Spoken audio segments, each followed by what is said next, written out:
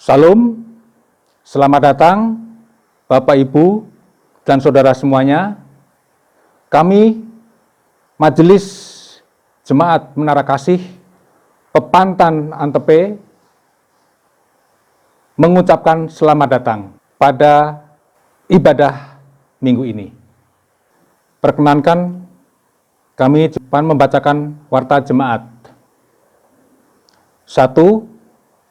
Berhubung situasi darurat virus corona COVID-19, ibadah minggu mulai 22 Maret sampai keadaan tersebut dicabut, dilaksanakan secara online di rumah keluarga atau gabungan keluarga dengan tetap memperhatikan jaga jarak fisik maupun sosial.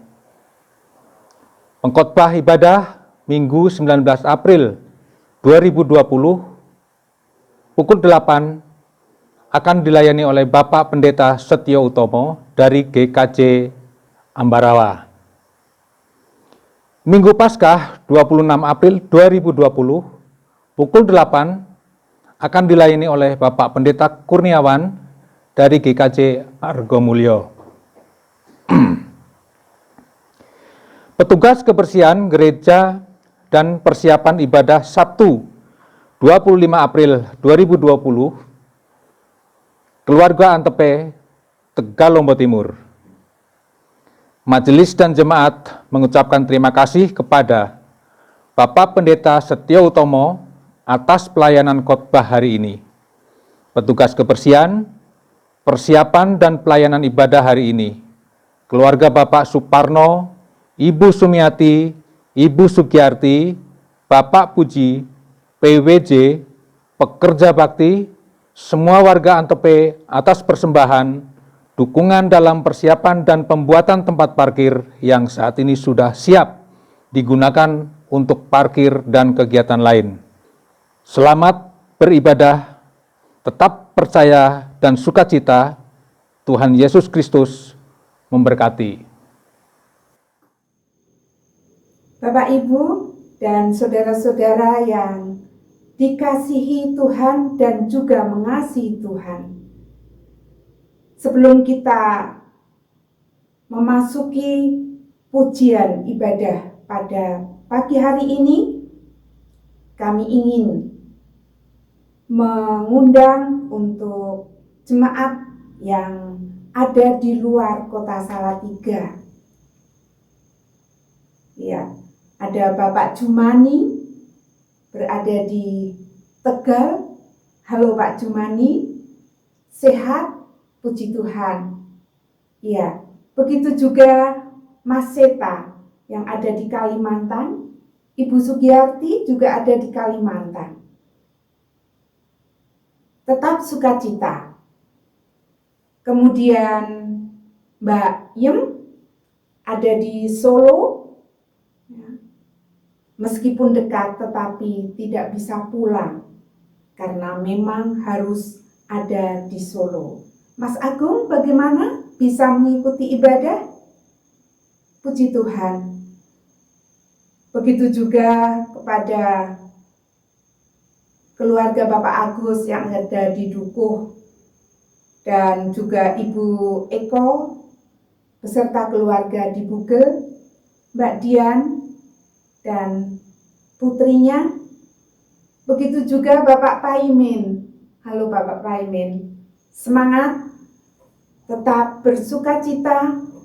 Ya, kita bersyukur Bapak Ibu jemaat yang terkasih, kalau pagi hari ini Tuhan memperkenankan kita bersama-sama untuk beribadah.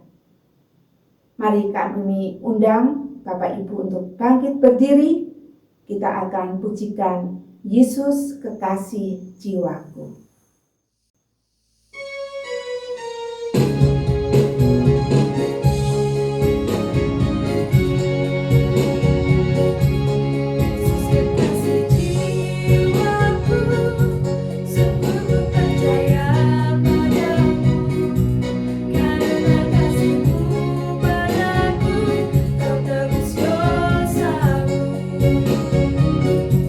Dari terbitnya matahari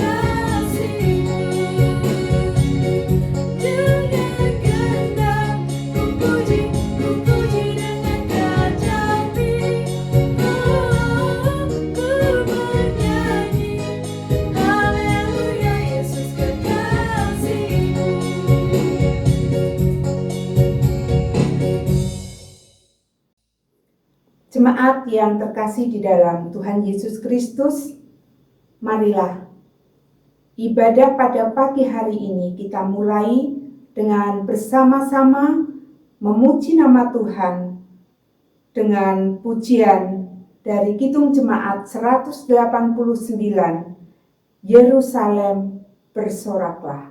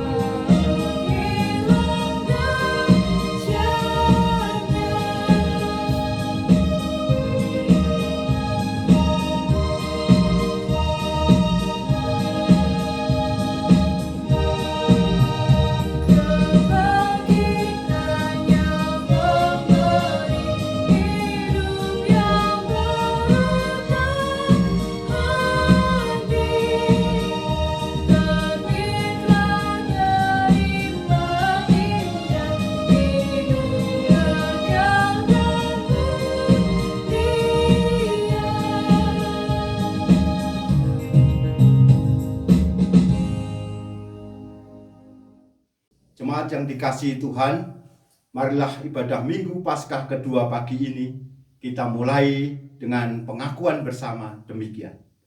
Bahwa pertolongan kita datangnya dari Tuhan Allah Bapa, pencipta dan pemelihara langit, bumi dengan segala isinya. Dialah sumber hidup, kasih dan kebenaran sejati. Kasih karunia dan damai sejahtera dari Allah Bapa kita dan dari Tuhan Yesus Kristus kiranya menyertai saudara sekalian. Salam damai sejahtera bagi saudara semua yang datang dalam nama Tuhan Yesus. Salam damai sejahtera bagi saudara juga.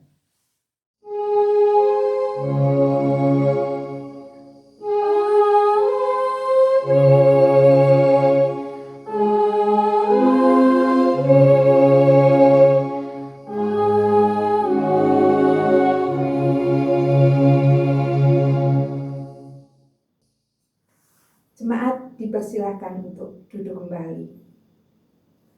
Ya, Bapak Ibu yang terkasih di dalam Tuhan Yesus Kristus, Allah kita memang Allah yang luar biasa baiknya. Nah, marilah kita bersama-sama menyanyikan sebagai pujian syukur kita kepada Allah dengan pujian Allah itu baik.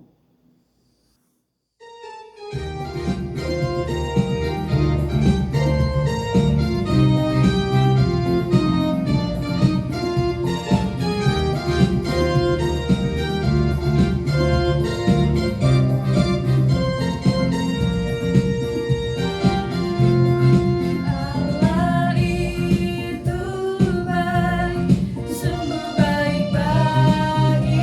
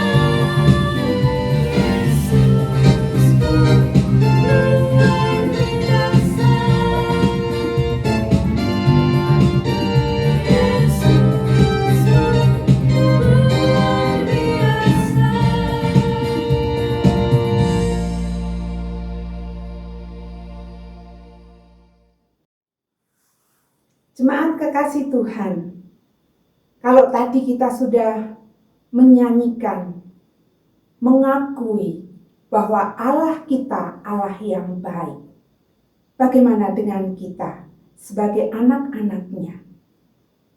Apakah kita juga bisa meneladani seperti yang Tuhan ajarkan, yang Tuhan teladankan kepada kita untuk berbuat baik, untuk mengasihi sesama kita? Bagaimana Bapak Ibu Saudara? Apakah sudah bisa? Ya, kalau kita mau dengan jujur, kita tidak bisa untuk melakukan apa yang menjadi kehendak Tuhan.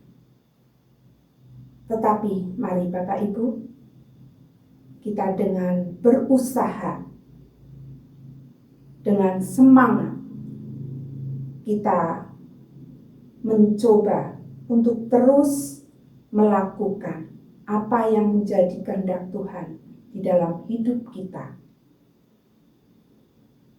Oleh karena itu, mari Bapak Ibu Saudara yang terkasih, karena ketidakmampuan kita untuk melakukan apa yang menjadi kehendak Tuhan di dalam hidup kita, kita bersama-sama mengakui kelemahan kita.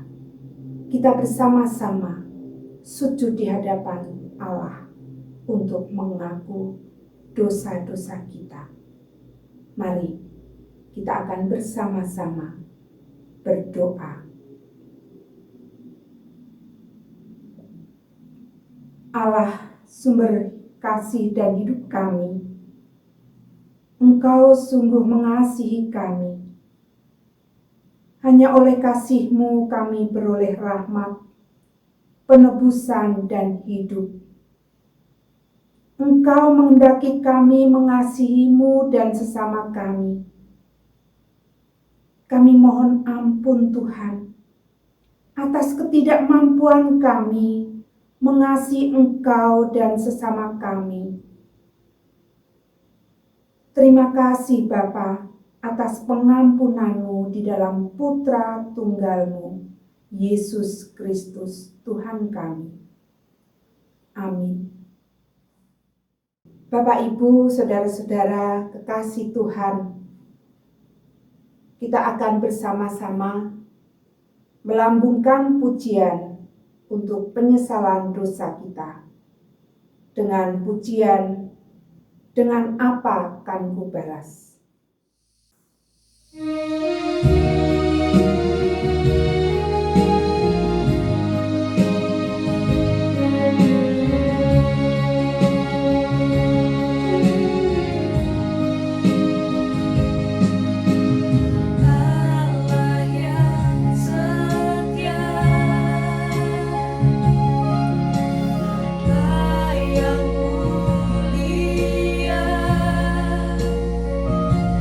Kasih-Mu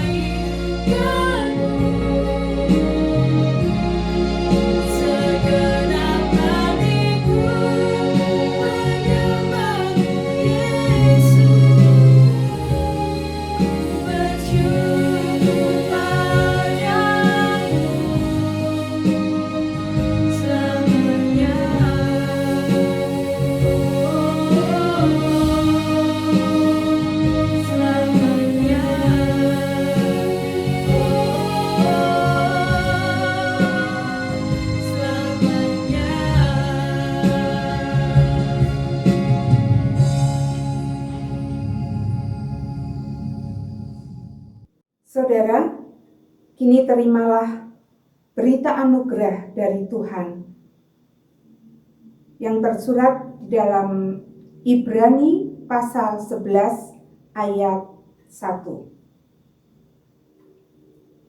Iman adalah dasar dari segala sesuatu yang kita harapkan dan bukti dari segala sesuatu yang tidak kita lihat. Demikian firman Tuhan. Jemaat kami undang untuk bangkit berdiri. Saudara, sebagai orang yang sudah menerima anugerah Tuhan, kita dipanggil untuk menjalani kehidupan baru. Tentunya kehidupan seturut dengan kehendak Tuhan. Amsal 3 ayat 5 sampai dengan yang ke-8. Mari kita baca bersama-sama. Demikian. Percayalah kepada Tuhan dengan segenap hatimu dan janganlah bersandar kepada pengertianmu sendiri. Akuilah Dia dalam segala lakumu, maka Ia akan meluruskan jalanmu. Janganlah engkau menganggap dirimu sendiri bijak. Takutlah akan Tuhan dan jauhilah kejahatan. Itulah yang akan menyembuhkan tubuhmu dan menyegarkan tulang-tulangmu. Kita akan menyanyikan pujian tanggapan kita di hadapan Tuhan. Ku tak akan menyerah.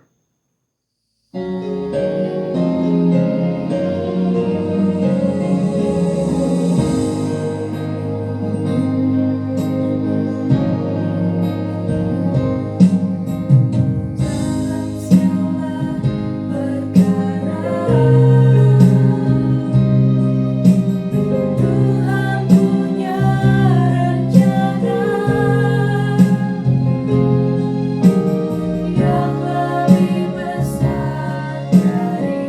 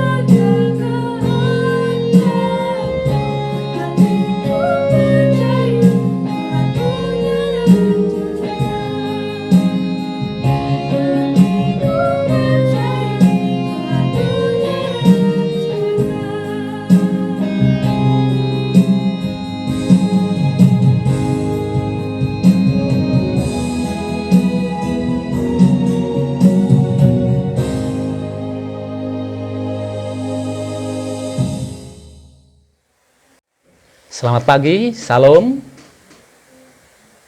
Bapak Ibu yang dikasihi Tuhan kita Yesus Kristus, marilah kita diberi kesempatan untuk memberikan persembahan kepada Tuhan.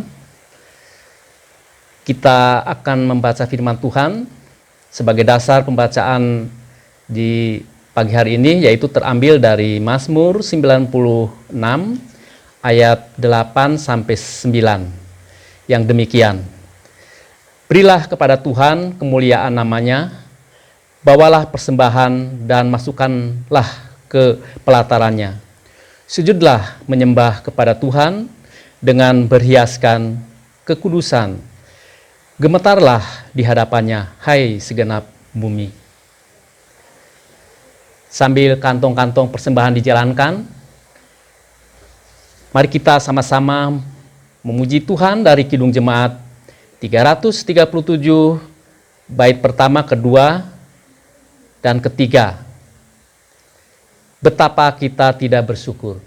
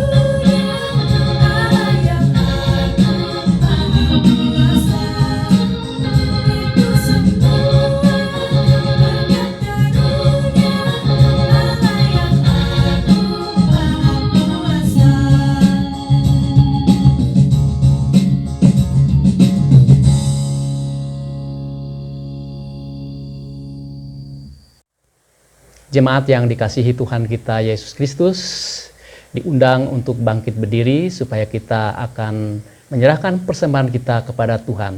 Kita berdoa. Bapa Surgawi, Bapa yang kami puji dan sembah melalui Putramu Yesus Kristus, Tuhan dan Juru Selamat kami, di pagi yang indah ini Tuhan, kami datang kepadamu untuk mengucap syukur dan terima kasih atas segala berkat dan anugerah-Mu yang senantiasa Engkau limpahkan di dalam hidup dan kehidupan kami hari lepas hari. Sehingga di pagi yang indah ini kami boleh bersekutu kepadamu untuk memuji dan membesarkan nama-Mu. Tuhan Allah Bapa dalam surga, di kesempatan ini juga Tuhan, kami jemaat-Mu menghaturkan persembahan kepadamu ya Tuhan. Baik persembahan mingguan, persembahan bulanan, persembahan pembangunan, teristimewa ya Tuhan, persembahan perpuluhan. Kiranya persembahan ini Engkau terima, sehingga persembahan ini menjadi persembahan yang berbau harum, yang berkenan kepadamu ya Tuhan. Tuhan, begitu pula kami menyerahkan khususnya kepada pengelola persembahan ini, agar persembahan ini boleh digunakan untuk kemuliaan nama-Mu saja ya Tuhan.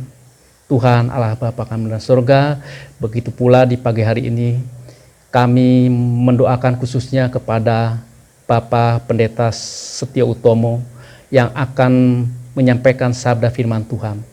Biarlah sabda firman Tuhan yang akan dibawakan oleh Bapak Pendeta boleh menjadikan bertambah-tambahnya iman dan pengharapan kami selaku orang yang percaya kepada-Mu ya Tuhan. Sehingga kami boleh mengerti, teristimewa kami boleh mempraktekannya dalam kehidupan kami hari lepas hari. Inilah doa kami Tuhan, ampunkan salah dosa kami. Hanya di dalam nama Tuhan kami Yesus Kristus, kami sudah berdoa dan mengucap syukur kepada-Mu. Amin.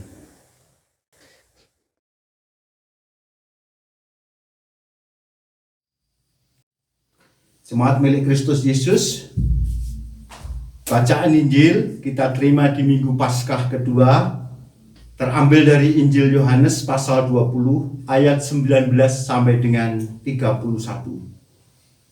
Injil Yohanes pasal 20 ayat 19 sampai dengan 31. Ketika hari sudah malam pada hari pertama minggu itu, berkumpullah murid-murid Yesus di suatu tempat dengan pintu-pintu yang terkunci karena mereka takut kepada orang-orang Yahudi. Pada waktu itu datanglah Yesus dan berdiri di tengah-tengah mereka dan berkata, "Damai sejahtera bagi kamu." Dan sudah berkata demikian, ia menunjukkan tangannya dan lambungnya kepada mereka. Murid-murid itu bersukacita ketika mereka melihat Tuhan. Maka kata Yesus sekali lagi, "Damai sejahtera bagi kamu. Sama seperti Bapa mengutus aku, demikian juga sekarang aku mengutus kamu." Dan sudah berkata demikian, ia mengembusi mereka dan berkata, "Terimalah Roh Kudus. Jikalau kamu mengampuni dosa orang, dosanya diampuni. Dan jikalau kamu menyatakan dosa orang tetap ada, dosanya tetap ada." Tetapi Thomas, seorang dari ke-12 murid itu, yang disebut Didimus, tidak ada bersama-sama mereka ketika Yesus datang ke situ. Maka kata murid-murid yang lain itu kepadanya, "Kami telah melihat Tuhan." Tetapi Thomas berkata kepada mereka, "Sebelum aku melihat bekas paku pada tangannya, dan sebelum aku mencucukkan jariku ke dalam bekas paku itu, dan mencucukkan tanganku ke dalam lambungnya, sekali-kali aku tidak akan percaya." 8 hari kemudian, murid-murid Yesus berada kembali dalam rumah itu, dan Thomas bersama-sama dengan mereka. Sementara pintu-pintu terkunci, Yesus datang dan ia berdiri di tengah-tengah mereka dan berkata, "Damai sejahtera bagi kamu."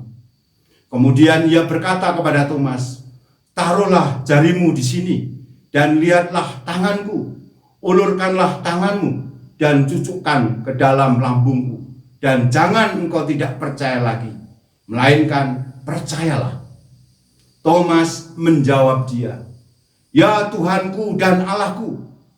Kata Yesus kepadanya, "Karena engkau telah melihat aku, maka engkau percaya. Berbahagialah mereka yang tidak melihat, namun percaya." Memang masih banyak tanda lain yang dibuat Yesus di depan mata murid-muridnya yang tidak tercatat dalam kitab ini. Tetapi semua yang tercantum di sini telah dicatat supaya kamu percaya bahwa Yesuslah Mesias, Anak Allah, dan supaya kamu oleh imanmu memperoleh hidup dalam namanya. Demikianlah firman Tuhan. Yang berbahagia adalah yang mendengarkan, yang merasa rasakan dan melakukannya dalam hidup sehari-hari. Amin.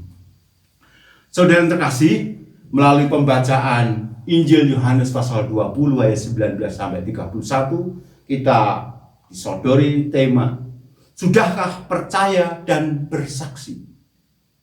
Jadi ini persoalan dua hal, yaitu soal percaya dan soal bersaksi, soal mewartakan. Bapak Ibu yang terkasih, di dalam kekristenan saya lihat ada dua tokoh Alkitab yang sering kali disalahpahami. Jadi seperti Minggu Paskah yang kedua ini. Dua tokoh itu, Marta, yang seringkali dibandingkan dengan Maria yang dikatakan ia memilih bagian yang lebih baik. Marta terlalu sibuk dengan pekerjaan dan pelayanan. Demikian juga Thomas, seringkali disalahpahami sebagai orang yang penuh keraguan. Nama Thomas melekat dengan predikat ragu. Thomas sang peragu. Itulah label yang biasa kita pakai terhadap Thomas. Sebab kita lihat dalam bacaan kita tadi, sebelum saya melihat, saya tidak akan percaya. Kelihatannya Thomas mencari tanda-tanda nyata untuk menopang keyakinannya. Nah, sering gak sih? Di awal tadi saya katakan, ada dua tokoh dan satu tokoh saat ini dihadirkan kepada kita. Kali ini kita perlu mencoba memperbaiki kesalahpahaman atas Thomas tersebut, atas predikat Thomas sebagai yang peragu.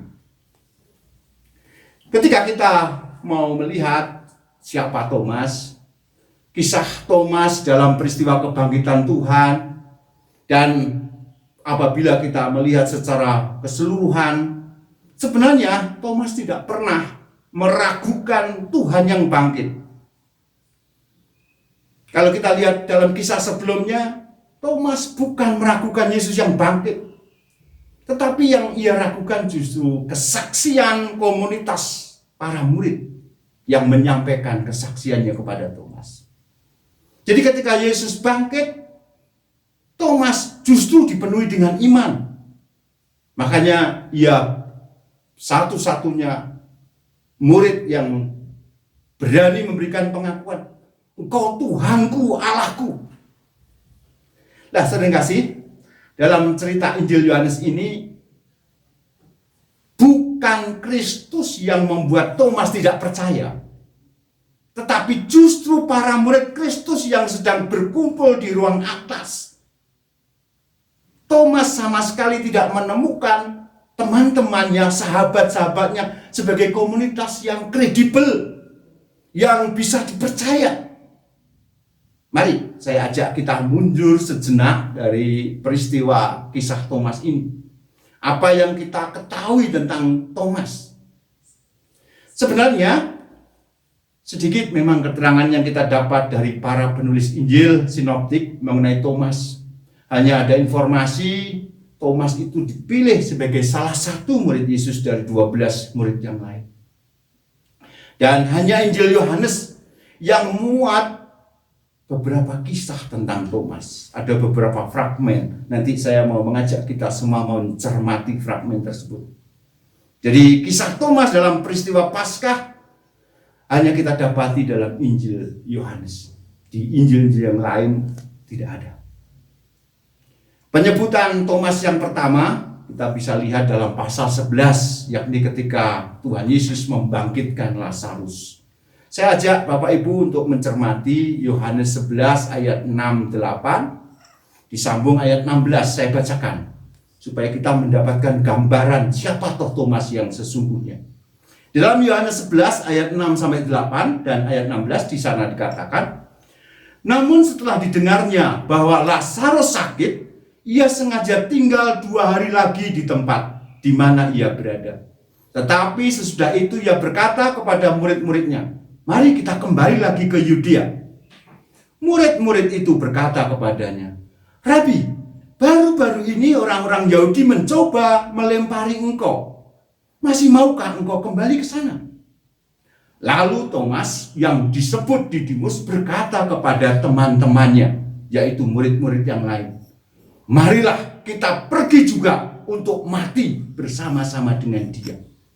Dari fragmen ini saya kasih, hanya Thomas yang menyadari bahwa Yesus karena begitu kasihnya kepada sahabat-sahabatnya, pada Marta, pada Maria, pada Lazarus.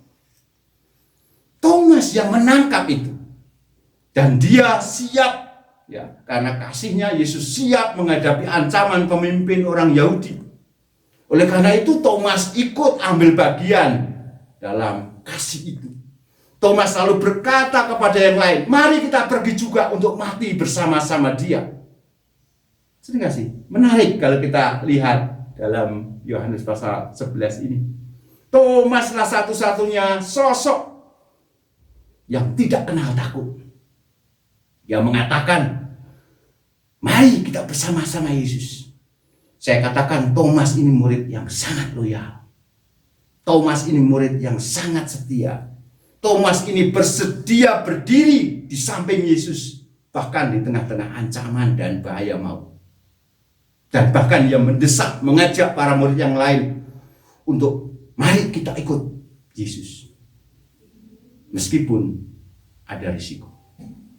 Nah, itu di pasal 11 kita bisa melihat Thomas seperti apa yang sebenarnya seringkali kita cap sebagai seorang murid yang peragu.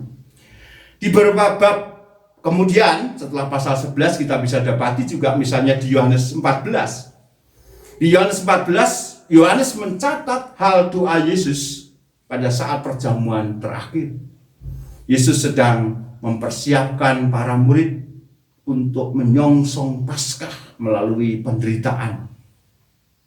Dikatakan dengan cara yang mungkin masih terselubung, belum begitu terus terang. Saya bacakan Yohanes 14 ayat 1 sampai 5. Janganlah gelisah hatimu, percayalah kepada Allah, percayalah juga kepadaku.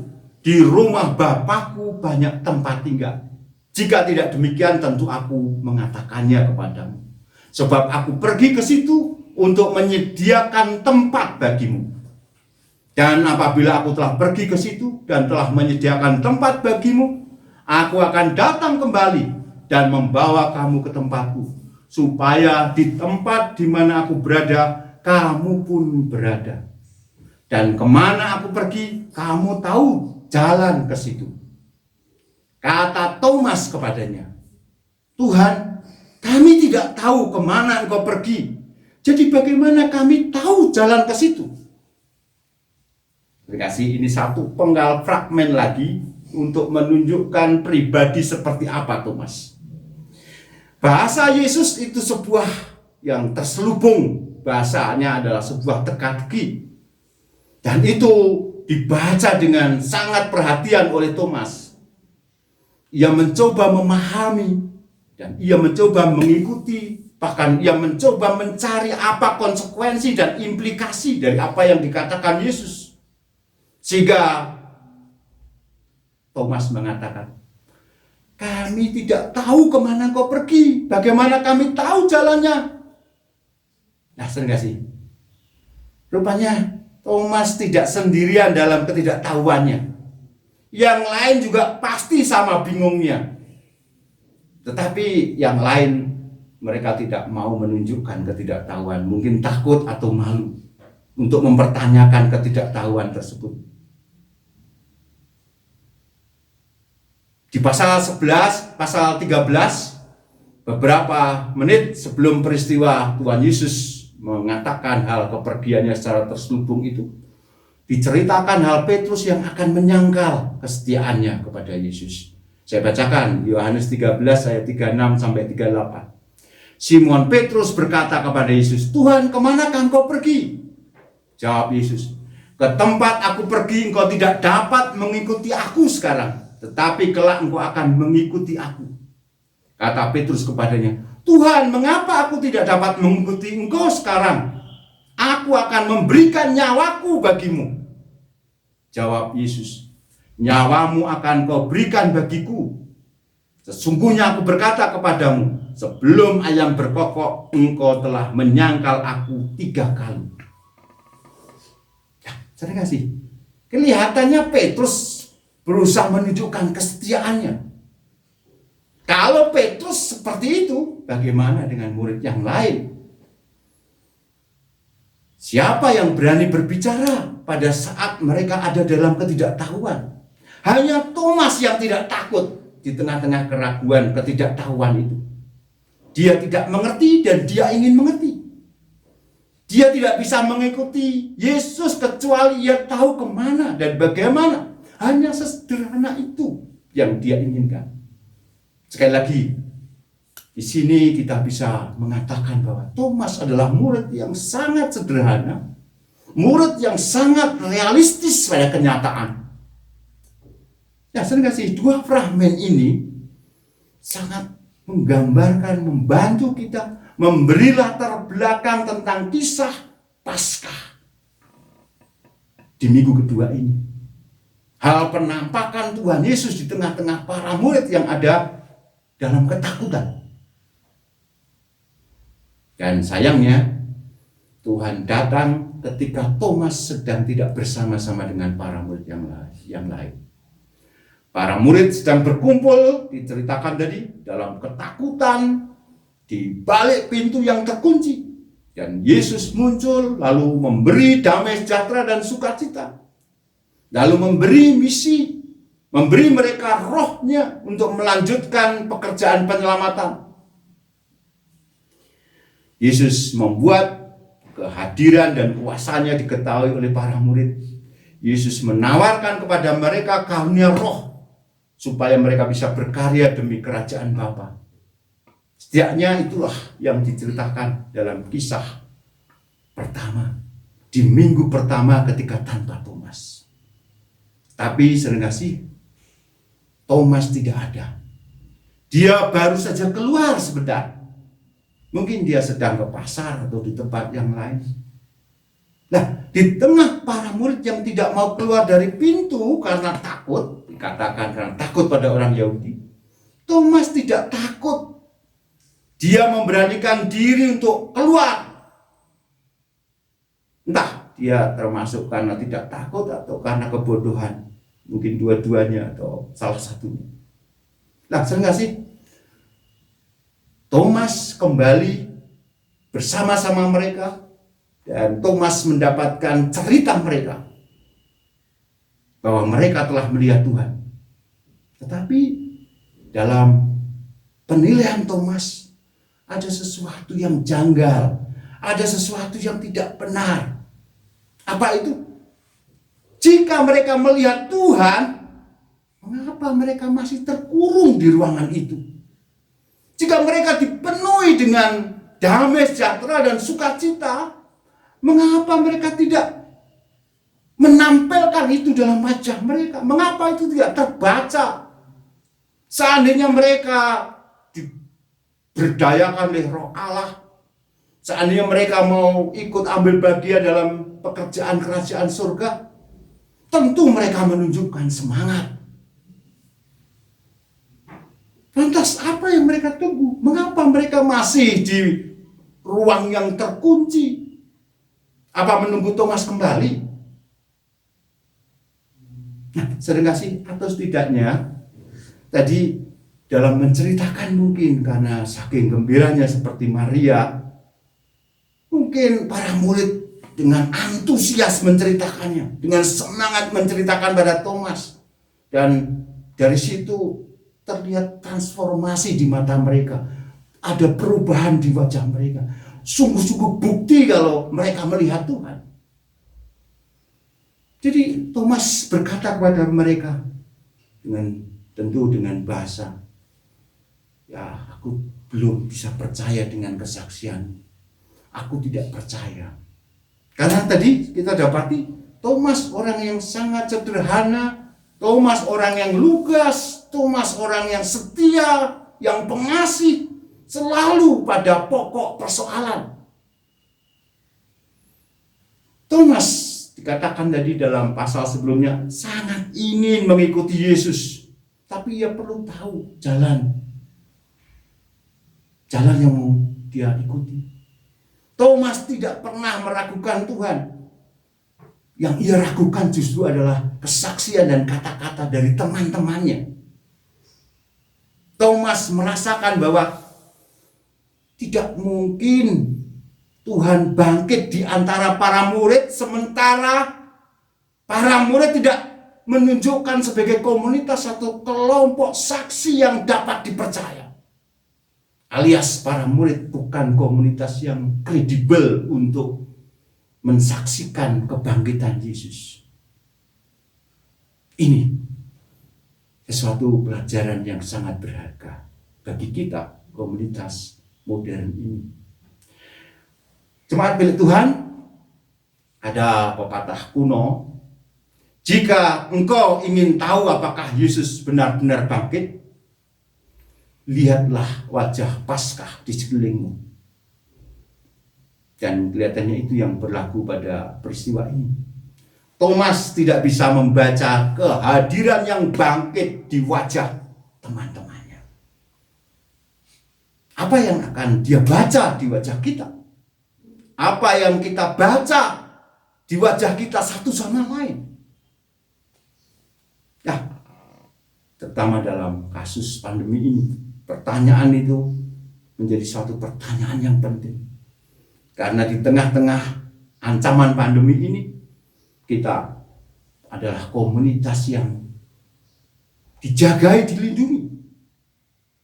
Dan pertanyaan itu jawabannya juga menjadi suatu wujud pewartaan. Apakah pewartaan kita itu penting dan akan berhasil? Apakah kita sudah terlihat sebagai komunitas yang kredibel? Apakah kita sebagai komunitas yang bisa mempersaksikan dan memperlihatkan Tuhan yang bangkit? Inilah problem kita di tengah-tengah situasi kita saat ini. Tuhan memberkati. Amin. Saat teduh untuk kita.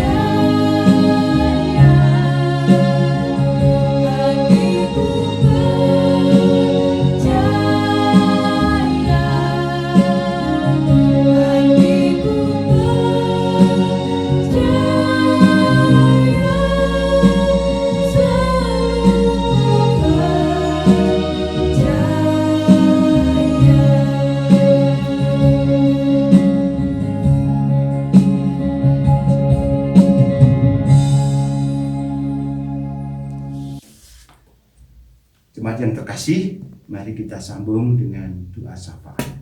Dan nanti kita akhiri dengan doa Bapa kami yang dinyanyikan. Mari kita berdoa. Bapa yang bertahta di dalam kerajaan surga, puji syukur kami haturkan kehadirat-Mu, karena di Minggu Paskah yang kedua ini, kami sungguh sebagai komunitas beriman, sebagai komunitas yang Engkau utus di dunia ini untuk terus mampu bersaksi, menunjukkan kepercayaan kami dalam situasi sesulit apapun. Engkau akan memakai hidup kami, memakai hidup jemaat-Mu. Tubuh Kristus nampak melalui kehidupan gereja-Mu. Tuhan, sungguh kami mohon bimbingan Roh Kudus.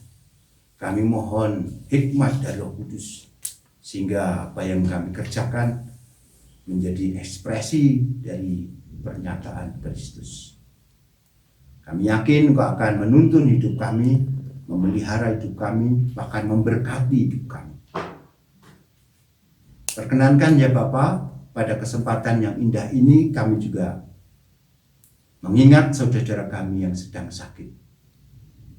Kami berdoa untuk saudara kami yang sedang dalam pemulihan kesehatan, bahkan saudara kami yang sudah lanjut usia. Kami menyebut satu persatu, kami mohon doa-Mu, kami mohon berkat-Mu untuk Bapak Paimin, Ibu Mariati Bujiono, Ibu Juarsih, Ibu Rian, Mbah Tukiem, Ibu Narni Indra, Ibu Wagino, Bapak Armijan. Tuhan, berkatilah saudara kami ini. Kami juga mohon berkat-Mu ya Tuhan untuk kehidupan bersama kami. Majelis gereja-Mu, komisi-komisi, biarlah dapat dengan hikmat pemberian-Mu dapat terus bekerja melayani di tengah-tengah dunia ini meskipun menghadapi pandemi virus corona. Bapa, kami juga berdoa untuk persiapan pembiakan pendewasaan jemaat Antep. Kiranya Tuhan memperlengkapi, Tuhan sendiri yang mencukupi apa yang menjadi kebutuhan pertumbuhan kedewasaan dari setiap jemaat di jemaat Antep ini. Bapa, kami juga mohon berkat-Mu untuk setiap anak-anak dan cucu kami, pendidikan anak-anak dan cucu kami, pekerjaan anak-anak dan cucu kami. Kami juga menyerahkan kehidupan bersama kami di masyarakat. Tuhan, berkati kami dengan sikap bijak, tapi kami tetap percaya pada perlindungan dan hikmat yang datang dari Engkau sendiri. Inilah Tuhan doa kami, dan kami sempurnakan doa kami dengan doa yang diajarkan oleh Tuhan Yesus Bapa kami. Kita nyanyikan.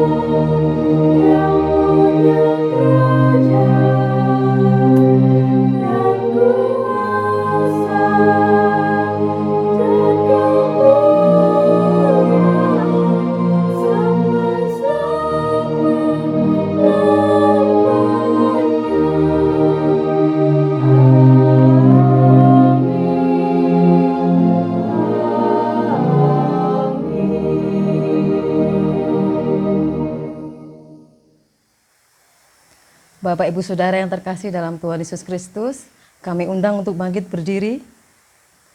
Kita akan sama-sama mengucapkan pengakuan iman rasuli demikian. Aku percaya kepada Allah, Bapa yang Maha Kuasa, Khalik langit dan bumi, dan kepada Yesus Kristus, anaknya yang tunggal Tuhan kita, yang dikandung daripada Roh Kudus, lahir dari anak darah Maria, yang menderita di bawah pemerintahan Pontius Pilatus, disalibkan, mati dan dikuburkan, turun ke dalam kerajaan maut. Pada hari yang ketiga, bangkit pula dari antara orang mati.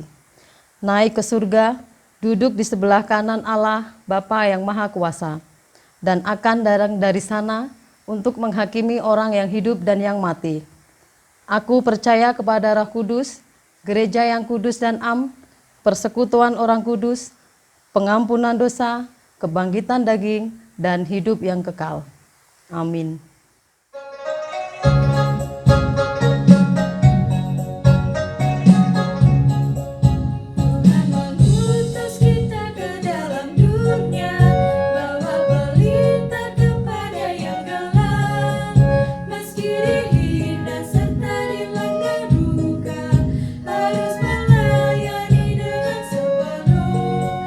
Dengan senang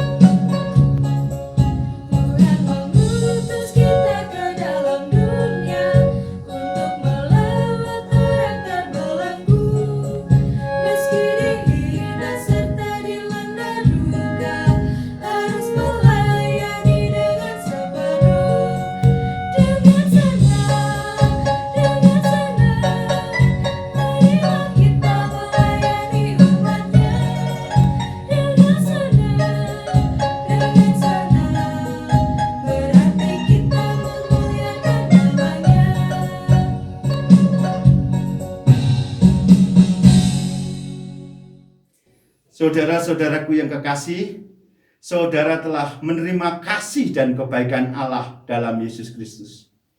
Kini terus hiduplah dalam percaya akan kasih, kuasa kebangkitannya, dan bersaksi. Jemaat kekasih Tuhan, kini pulanglah dengan menerima berkat Tuhan. Tuhan memberkati dan melindungi saudara. Tuhan menyinari kita dengan wajah-Nya dan memberi saudara kasih karunia. Tuhan menghadapkan wajah-Nya kepada saudara dan memberi saudara damai sejahtera. Amin. Pujian penutup Kidung Jemaat 413.